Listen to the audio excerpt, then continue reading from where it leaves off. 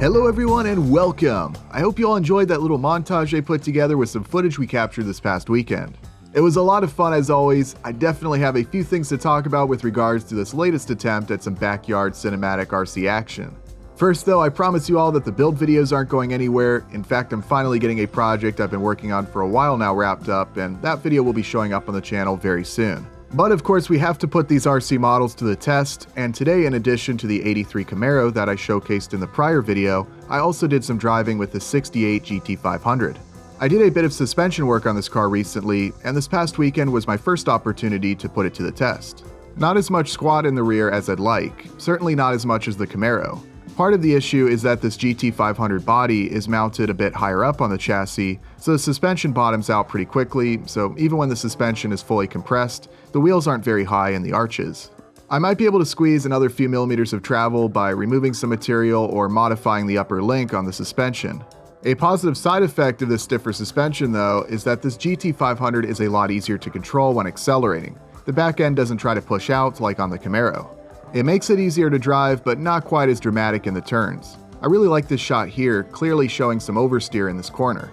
Just makes it look much more dramatic, and more like something you'd see in a movie, versus making the turn under control at speed without any drifting.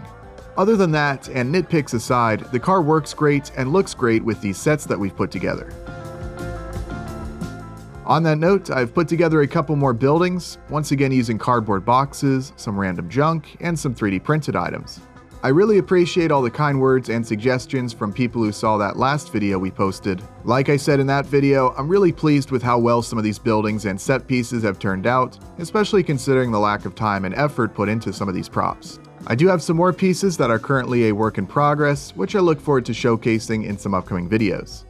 Creating more elaborate sets will certainly take some time due to the amount of buildings and various items that will be required, but I'm taking it one step at a time and gradually building up the collection while also going back and adding some additional details to some of these pre-existing buildings. You may have noticed a green screen in the back of some of these shots. I've been experimenting with that a bit. I'm certainly no expert when it comes to adding these effects, but it's certainly been fun to play around with. Definitely some potential here to easily add some backgrounds, but unless I can get really good at it, I'll probably try to keep the green screening at least somewhat to a minimum. As has been suggested, I think some behind-the-scenes videos showcasing the design and construction of some of these sets would make for some cool content. Of course, if you want to see these RC cars that I'm using being built, I do have some detailed videos showcasing that process linked below in the description. As always, we had some fun experimenting with different camera angles, as well as editing together some of the footage to try and create somewhat of a coherent scene where one clip sort of flows into the other. I think we're to the point where we want to try and create a storyboard to work off of, and work to make one flowing chase scene, or at least have one car driving around sort of like what you just saw. We'll see how far we could stretch the current collection of set pieces before it starts to look too repetitive.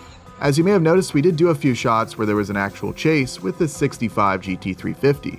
Definitely adds a bit of a challenge since there's now two cars that need to navigate the corners and obstacles successfully, not just one. But even though these cars are traveling at pretty slow speeds here and not doing anything crazy, it still looks pretty cool seeing this 68 GT500 being pursued.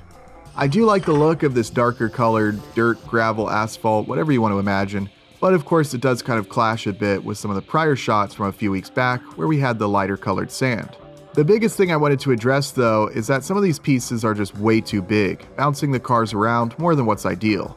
Charcoal was used to give this mixture its darker color, but we'll try to further ground down the larger chunks so it's more consistent with smaller pieces. But that's all I have for today's video. I hope you all enjoyed watching. Definitely make sure you're subscribed if you want to see more. We'll be back out there again very soon capturing some more footage, and I look forward to sharing the results with all of you. As always, thank you all very much for watching, and I'll see you next time.